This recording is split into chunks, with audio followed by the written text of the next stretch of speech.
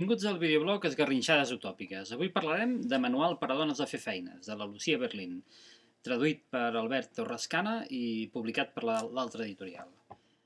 El recull de contes de la Lucía Berlín ens parla de tu a tu. En els relats, l'autora es despulla anímicament i ens mostra una realitat que moltes vegades queda amagada. Hi apareixen temes com l'alcoholisme, el món de les drogues, la presó, la soledat, les famílies difícils. El que passa és que en parla amb una naturalitat i una vitalitat que ens sorprèn.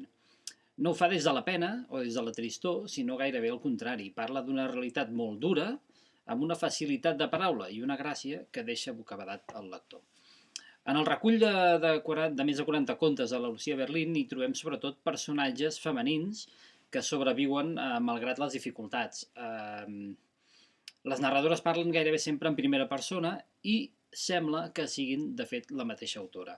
En realitat, les històries que explica s'acosten molt a la seva vida i això fa que a estones sembli gairebé una autobiografia.